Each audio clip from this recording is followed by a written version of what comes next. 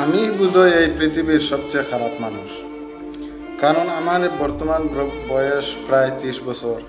এই 30 বছরের মধ্যে আমার বয়স যখন 8 বছর, তখন থেকে আমি কাজকর্ম শুরু করি। তখন থেকে আমি যাদেরকে খামাই করে খাওয়াইলাম, যাদেরকে দেখলাম, এখন তারাই আমাকে গালি দেয়, তারা আমার বদনাম করে, তারা আমার আমাকে একদম দেখতেই পারে না। দেখেন, এখনো পর্যন্ত আমি যাদের খাওয়াচ্ছি, যাদের জন্য কষ্ট করতেছি, দিন রাত মেহনত করতেছি, মাথার ঘাম পায়ে ফেলতেছি, যাদের জন্য, তাদের কাছে আমার কোনো দাম নাই। আমি যদি কোনো কিছু বলি, তারা অন্যটা ভাবে, তারা অন্য কথা বলে, আমাকে কিভাবে কষ্ট দেওয়া যায়, আমাকে কিভাবে প্রেশারের মধ্যে রাখা যায়। ভাই, এই পৃথিবীতে কেউ কারো আপন না।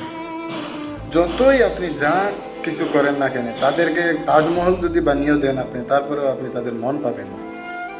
এরকম পৃথিবী স্বার্থপর। এই জীবনে আমার অনেক কষ্ট পাই। এই কষ্টের ভিতরে আমি তিলে তিলে মরে যাচ্ছি, তিলে তিলে আমি শেষ হয়ে যাচ্ছি। আমার ভিতরের কষ্ট কেউ জানে না, কেউ বুঝতেই পারে না, কেউ বুঝবেও না হয়তো।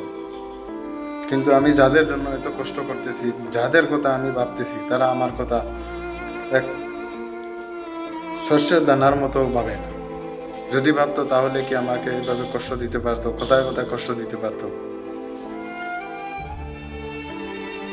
এই জীবনটা অনেক কষ্টের। পৃথিবীতে আল্লাহ পাঠাইছে আমাদেরকে, পুরুষ জাতিকে, যাতে সবার মনের আশা পূরণ করে দিতে পারি। নিজের মনের আশা পূরণ করার মতো এই ক্ষমতা বা এই ইচ্ছাটা হয়তো আল্লাহ আমাদেরকে দেয়। কাজ করি, অনেক কিছু ভাবি, অনেক কিছু মনে পড়ে, কিন্তু তারপরেও কিছু করার নাই। মনে পড়লেও কি করব? যাদের জন্য আমি ভাবতেছি, তারা তো আমার কথা ভাবে না। কয়দিন আর বাঁচবো?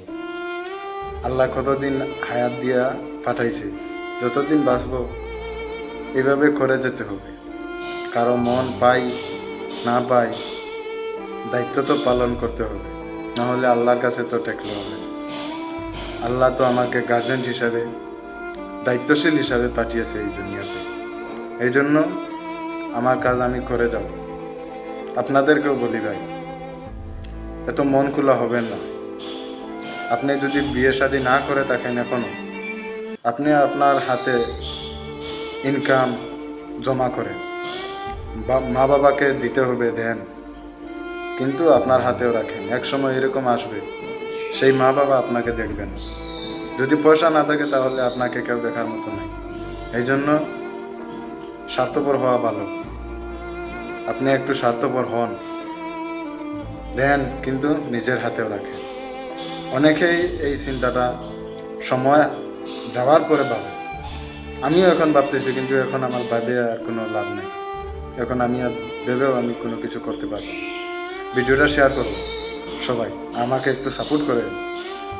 এই কষ্টের জীবনটা, অনেক কষ্টে আছি ভাই, একটু শেয়ার করে।